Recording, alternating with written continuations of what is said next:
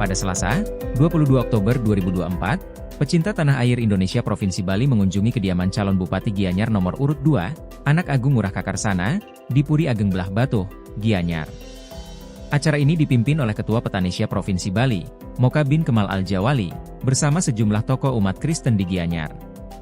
Mereka menyampaikan harapan dan aspirasi jika Kakarsana terpilih sebagai Bupati. Kakarsana menyambut hangat kunjungan ini dan mengucapkan terima kasih kepada Petanisya serta para pendeta. Ia berharap pertemuan ini dapat memperkuat toleransi di Gianyar dan meminta masukan dari tokoh gereja untuk program-program yang akan dijalankannya. Beberapa isu yang dibahas meliputi kondisi pasar yang pernah terbakar, proses normalisasi yang lambat, dan hal-hal keumatan terkhusus perhatian pemerintah terhadap umat Kristen di Gianyar. Moka menjelaskan bahwa meskipun tidak terlibat dalam tim sukses, dukungannya kepada Kakarsana didasari oleh rasa persaudaraan. Ia menyebut Kakarsana sebagai sesepuh dan anggota Dewan Fatwa Petanisya. Moca menegaskan bahwa ia tidak bisa memilih Kakarsana karena memiliki KTP Tabanan.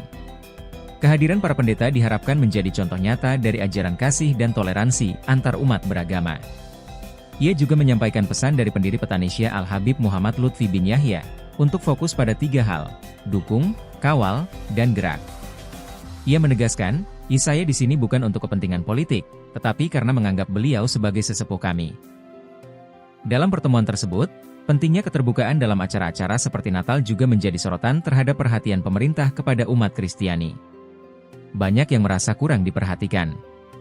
Pesan ini mencerminkan keyakinan bahwa Tuhan tidak mungkin salah dalam memilih pemimpin. Visi dan misi pemimpin harus dipahami dari perspektif umat Kristen dan umat yang lainnya. Kakarsana menegaskan bahwa program-programnya berfokus pada kebutuhan masyarakat, bukan keinginannya pribadi. Tokoh agama juga mengapresiasi disiplin Kakarsana dan berharap adanya efektivitas serta efisiensi dalam pembangunan, termasuk urusan pemakaman bagi umat Kristen di Gianyar.